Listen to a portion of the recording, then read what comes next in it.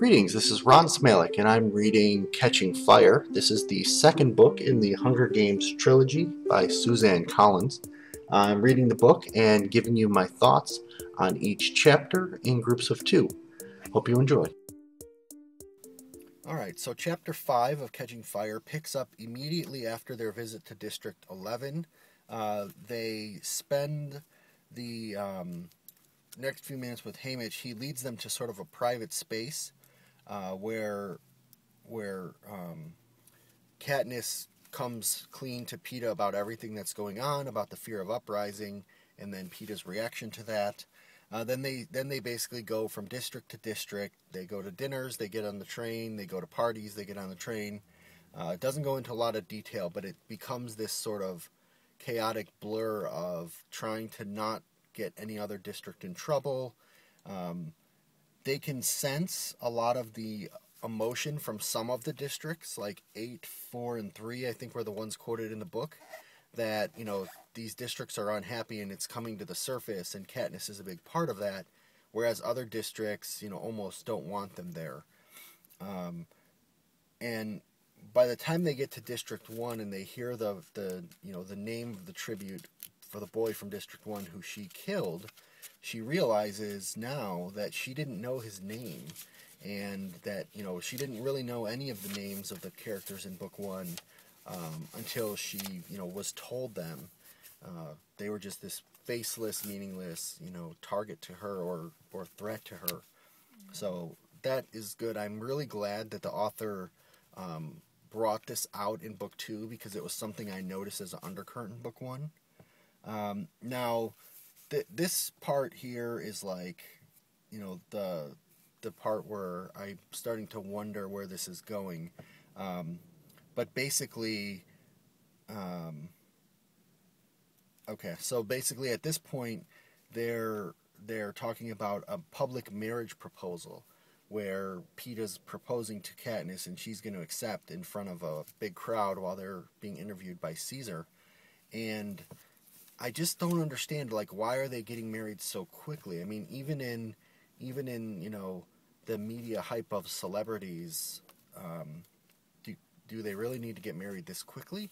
Or could they have strung out the love thing for a while? I mean, what is the Capitol, like, what's the end game of the Capitol? So now they're married, now they just go into boring married life? Or, you know, where are they going with this? And then, of course, President Snow is there during this interview with Caesar when the public marriage proposal is given. And again, this is where Katniss thinks of him as smelling of blood and roses. So, I don't know, kind of going down an interesting path. Chapter 6, Snow basically reminds her, you know, this is not, you know, it's not enough. Now you're doing more, but still not enough. You're never going to win. You're under my control now. You're just going to have to keep going with this.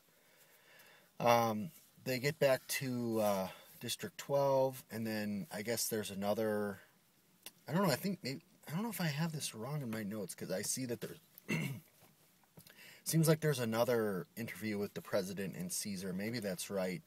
But this is talking about the marriage proposal after the fact. And there's this weird comment in here that about being married before 30, and that they might have to change the law. And the president sort of says, you know, he would make an exception for them. So normally in the district life, it seems like there's a law that you can't get married before the age of 30. That just seems really strange to me, unless it's some sort of population control. And this kind of echoes back to what I said before. It's like, if that was the law all along, then why such a quick marriage proposal? Why have they been, you know, feeling like they're trapped into this? I mean, they've got another 10 years at least before they have to even worry about the actual marriage. So, Katniss speculates on, you know, what she's seen in the Capitol in District 12 at each stop, and she kind of tries to, you know, say what is going on here. Peeta is trying to read her attitude, so he's trying to figure out, you know, what she's thinking, because she's hard to read, I guess. And they go to one of the they go to a dinner, a dance, and actually they start to see that the Mockingjay symbol has become a fashion symbol throughout the districts, or I guess throughout the capital. And it's like, okay, this symbol that she had gotten from a friend is now getting even more widespread. At this party, she also sees that the food is just ridiculous amounts of food being wasted, and then the prep team, who she's really thought highly of till now, basically gives them a drink that says, "Oh, don't worry about it. Eat as much as you want. Drink this. It'll make you vomit, and then you can eat more." And that's kind of like the sport of these big high society gala occasions. And she is just disgusted by the fact that there's so much food here being wasted, and people are throwing up good food just so they can eat more food when the districts are starving. This is where PETA is now contemplating the revolution as well, whether there should be an uprising. And they meet Plutarch Heavensbee, which is the new head game maker. And this is really interesting because as he's dancing with Katniss, he kind of reveals the mockingbird symbol hidden within his watch, and that he has a quote-unquote midnight meeting, which is some sort of clandestine thing. So there's definitely an underground movement that's even infiltrated the game makers, and that's the start of something that I'm sure will play out here. We next find out that the mayor's last name of District 12 was Undersea, again revealing more names, revealing more life in these characters. They're not just faceless people. And Katniss's friend Madge, we find out that since she has returned from the Hunger Games, that they have gotten to be closer friends, and that they've even gone out into the woods. She's taken Madge out into the woods, hunting with her, which is interesting. Then, right at the very end, she goes into the mayor's office when he's not there, and on the TV screen, and it says that this is only intended for the mayor, so I'm not sure if he has a private feed that the rest of the district doesn't get the same news.